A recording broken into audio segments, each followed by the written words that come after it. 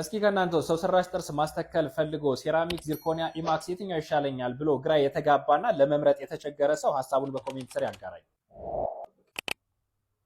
ሰው ሰራሽ ጥርስ ማስተከል ስትፈልጉ እንዴት መምረጥ እንዳለባችሁ እነዚህ ሶስት መሰረታዊ ነገሮች እኔ እነግራችኋለሁ። የመጀመሪያው ጥርስ ለማሰራት ስትወስኑ ጥሩ የምትሉት የህክምና ባለሙያ ምረጡ።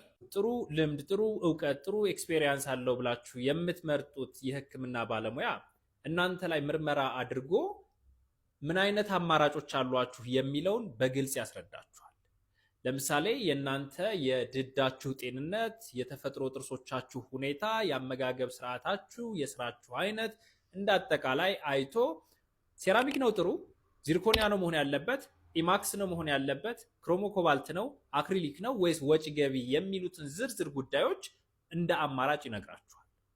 ከነዚህ አማራጮች ውስጥ ሁሉንም እናንተ በፍላጎታችሁ መምረጥ ትችላላችሁ ብሎ ሲነግራችሁ ያኔ ወደ ሁለተኛው ትሄዳላችሁ።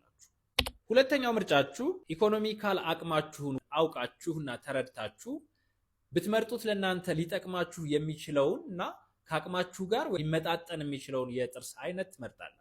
አቅሜ ችግር የለበትም ብላችሁ የምታስቡ ከሆነ ሐኪማችሁ አንደኛ ደረጃ ነው ብሎ የመረጠላችሁን ጥርስ ማድረግ ትችላላችሁ። በሶስተኛነት የመረጣችሁት ጥርስ በትክክለኛ መንገድ መተከሉን ማረጋገጥ።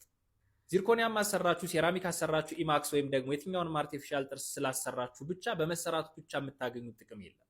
ከዛ ይልቅ የትኛውም አንደኛ ደረጃ የሚባል የጥርስ አይነት ኳሊቲው የሚወሰነው እናንተ መርጣችሁ አፋችሁ ውስጥ እስከሚገጠም ያለው የህክምና ሂደት ትክክል ከሆነ ብቻ ነው።